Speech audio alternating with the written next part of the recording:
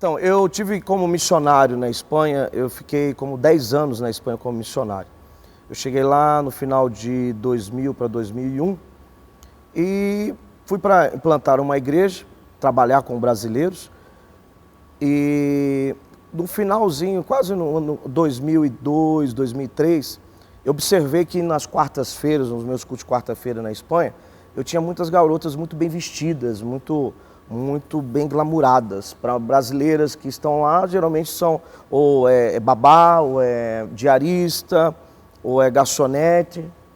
E eu comecei a questionar com as meninas, né? Algumas meninas, e sempre elas traziam mais, e descobri que elas, na verdade, eram prostitutas, né? Garotas de programas. Eu trabalhava como garota de programa aqui no Brasil.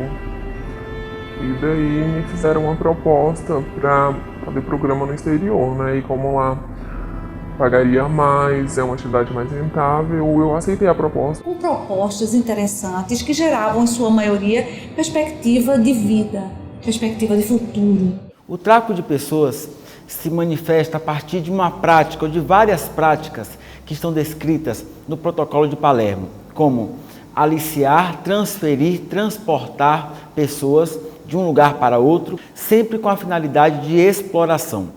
O tráfico de pessoas é o comércio de vidas. O tráfico de pessoas significa a escravidão contemporânea.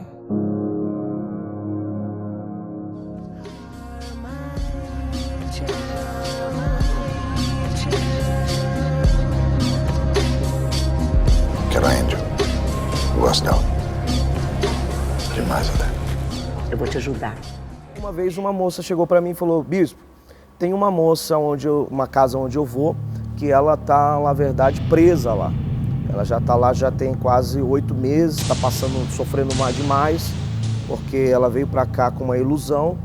Eu fui em busca mesmo de ganhar mais, de ter uma condição melhor de vida, né? E poder proporcionar isso para minha mãe. Só que quando eu cheguei lá, me colocaram dentro de uma boate com várias mulheres e começaram a me cobrar desde a roupa, as roupas que eles me deram, o salão de beleza que eles gastaram comigo, a passagem, né?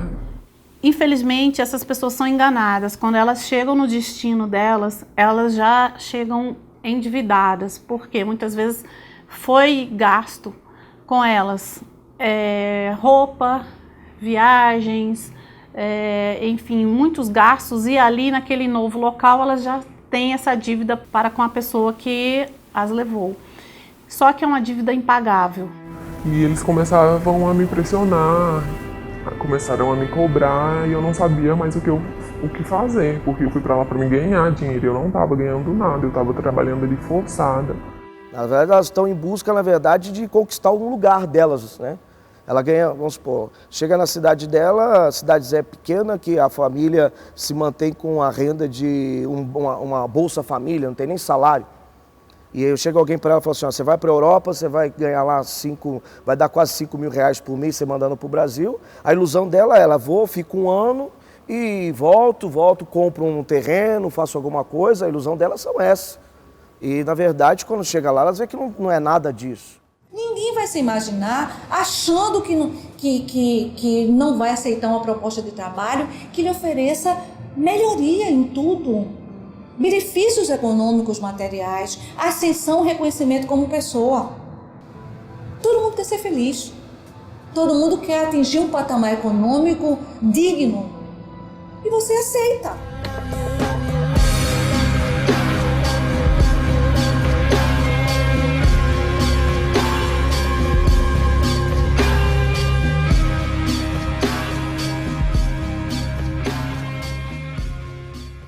Muitas vezes a pessoa acha que o tráfico de pessoas ele vai envolver necessariamente uma privação de liberdade, uma detenção física daquela pessoa traficada.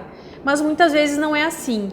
A pessoa ela é aliciada de alguma forma e pela sua vulnerabilidade ela acredita que está fazendo, que vai ter uma melhora na sua vida e não necessariamente ela vai estar presa, mas ela vai ser explorada. Mulheres bonitas, mulheres que são mulheres de família mesmo, mães de família, que vão na ilusão de trabalhar, ser faxineira e chegam lá, não é nada disso. Tinha um cliente já que eu saía com ele, só que teve uma saída que a gente fez, né, que foi a última, graças a Deus, que ele se interessou, ele já gostava muito de mim, assim, e ele se interessou pela minha história.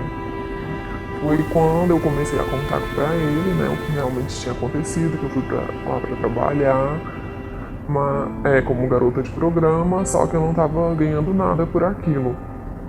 Aí eu peguei e fui lá, conversei com a moça, entrei lá no prostíbulo, conversei com a moça, na qualidade de pastor, eu falei, eu tô aqui para fazer alguma coisa, né? Tem que ajudar essas meninas. Arrumei um documento português, tirei essa menina, primeiro conversei com ela lá, falei assim, olha, eu sou pastor, não vim fazer programa com você, fiquei sabendo da sua situação, quero saber se você quer voltar para o Brasil. Ela falou, mas eu não tenho como, eu não tenho meu passaporte, eles estão com meu passaporte, não tenho documento, não tenho nada. Eu falei assim, não, você quer sair? Ela falou, quero. Eu falei, então vamos comigo. Ah, se foi explorado sexualmente, imagina, mas já faz isso mesmo, não importa. Como não importa? Ele é trabalhador ou trabalhadora do sexo por opção. Agora, ser traficado e sofrer uma série de violações e de violências não foi opção dessa pessoa. Pode ser que existam lugares em que existam pessoas exercendo a prostituição por livre e espontânea vontade, porque assim querem, porque assim decidiram, e nesse mesmo ambiente pode haver pessoas que estão ali ou por terem assumido uma dívida com a pessoa que a levou, existe muito isso, ou por terem medo que a família possa sofrer algum mal se elas não compactuarem, né? Então são fenômenos que muitas vezes se cruzam, mas a gente não pode confundir. Ele se sensibilizou com minha história e me ajudou a fugir daquela boate, daquele lugar que eu me encontrava, né? Eu fiquei lá mais ou menos uns 8 meses, foi quando ele conseguiu, me ajudou a sair de lá. E eu peguei essa menina, levei ela para casa de uns irmãos e fui procurar o consulado.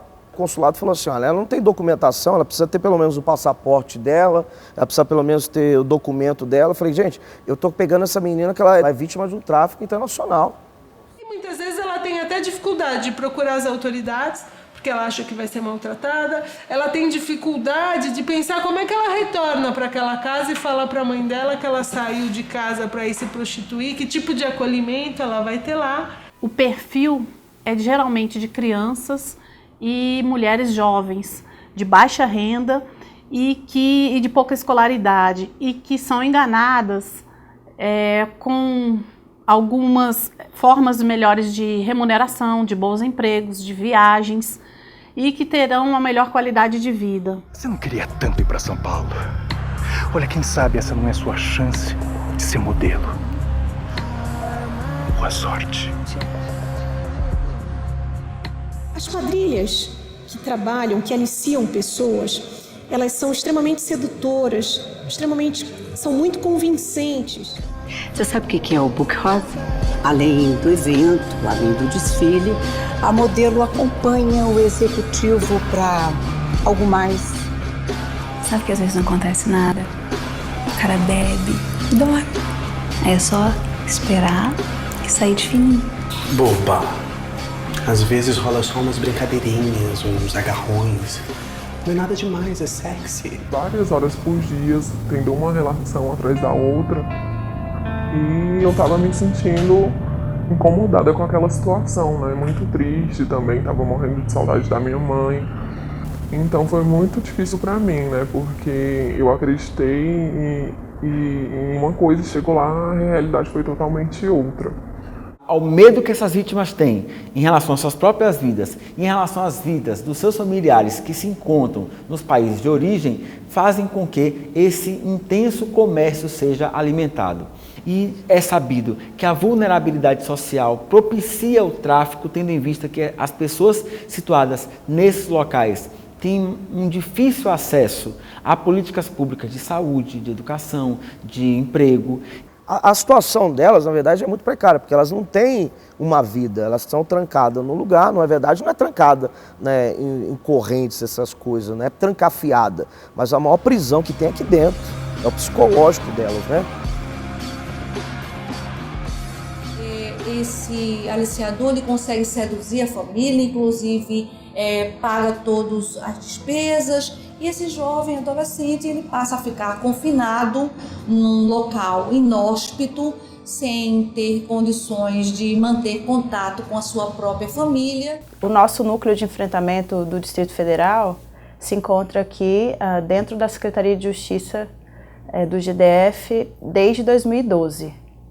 De 2012 para cá, nós tentamos desenvolver ações no eixo prevenção, atenção às vítimas e repressão, porque são diretrizes da Política Nacional de Enfrentamento ao Tráfico de Pessoas. Por parte do Estado, caberia, assim como já existe por meio de uma lei, caberia o Estado fazer campanhas educativas junto à segurança pública, à sociedade civil, para alertar, principalmente nos veículos de informação, para alertar e conscientizar os jovens que desconfiem, que estão sendo vítimas desses crimes de exploração, seja sexual, seja de tráfico humano. Com base nesse trabalho em rede que o Distrito Federal começou a realizar, a partir do comitê, a partir da nossa coordenação, nós conseguimos algumas denúncias, né, chegaram até nós alguns casos, inclusive um caso de jovens mulheres vindas do interior do Maranhão para cá. Isso foi em 2014, 2015. Nessas casas do Areal, as mulheres eram mantidas reféns. Além de serem obrigadas a fazer programas sexuais, viviam em péssimas condições. Condições subhumanas, os cárceres todos sujos, não tinha alimentação. Elas só saíam para fazer o programa. Assim que terminava o programa, elas eram obrigadas a entregar o dinheiro para o rufião. Elas vieram com a proposta enganosa de trabalharem como domésticas, babás, e ao chegarem aqui no destino, Brasília, se depararam com a situação do engano. Todas as vítimas faziam programa nessa região de Taguatinga, já conhecida pelo comércio sexual. As mulheres tinham de 20 a 25 anos e eram trazidas de outros estados para Brasília com promessas falsas de emprego na capital do país. Então, assim como aqui no Distrito Federal, os outros estados também contam com outros núcleos e também postos avançados de atendimento humanizado ao migrante. Tanto o núcleo quanto o posto são equipamentos estratégicos da Política Nacional de Enfrentamento. Então, a ideia de regionalizar ela é interessante porque deixa capilarizada o enfrentamento. É muito importante, então, as regiões assumirem esse compromisso no enfrentamento ao tráfico e mobilizar os serviços para prestar um atendimento adequado, cada um na sua área. Esse tráfico de pessoas ele vai ser da competência da Polícia Federal quando houver a internacionalidade da conduta. Então, nós focamos naquelas organizações criminosas que levam vítimas para outros países. Esse ano ainda nós tivemos algumas operações no início do ano que foram realizadas na cidade de Fortaleza com foco no combate ao tráfico de pessoas para a Europa. Fortaleza, madrugada da quarta-feira passada. A Polícia Federal vai desmontar uma quadrilha internacional que explorava brasileiras na Itália e na Eslovênia. Com a ajuda da Interpol e dos adidos da Polícia Federal na Embaixada Brasileira em Roma, a polícia italiana prendeu 3 brasileiras acusadas de fazer parte da quadrilha. Segundo as investigações, a quadrilha agia no Brasil desde 2010 e levou mais de 150 mulheres para se prostituir na Europa. Elas tinham que fazer no mínimo 6 relações sexuais por dia, no horário lá de 7 da noite às 3 horas da manhã, e terminava lá na boate Marguerita, elas iriam para uma outra boate. E ela, às vezes, ela vai consciente que ela vai ser explorada sexualmente, mas não que ela vai ter a liberdade cerceada. A investigação descobriu remessas de muito dinheiro movimentado pela quadrilha entre a Eslovênia, a Itália e o Brasil. Num único dia, por exemplo, a quadrilha recebeu numa conta em Fortaleza R$1 milhão. O fenômeno ele é bastante complexo, porque nosso país, pelas dimensões, pela diversidade, ele é um país de origem, ou seja, existem vítimas que são recrutadas aqui no Brasil e levadas para ser exploradas em outros países, e também nós já nos deparamos com casos de estrangeiros que são trazidos para o Brasil e explorados aqui no nosso país. No dia 5 de fevereiro de 2013, a Boate Xingu, uma boate que ficava entre os sítios, canais e diques da obra de Belo Monte. Houve uma operação policial, na época chamada de Operação Salve Jorge. O gaúcho Adão Rodrigues, 52 anos, e a mulher dele, a catarinense Sóide de Fátimas Trinques, 38 anos, vieram de Altamira, onde foram presos após se entregarem espontaneamente à polícia. Eles são os proprietários da Boate Xingu, onde uma adolescente de 16 anos fugiu e denunciou um esquema de exploração sexual por meio de cárcere privado. Então, essa operação policial deflagrada resgatou 18 mulheres, dentre elas uma adolescente e uma travesti, desse local, e dessas 18 mulheres, aproximadamente 9 mulheres tinham vindo traficadas da região sul do Brasil, do Paraná, uma boate do Paraná. Hoje, do ponto de vista de criminalização, o Código Penal vem sendo completado por uma importante lei de 2016, que é a 13.344. Ela vem uniformizando as normas internacionais de exploração e tráfico humano.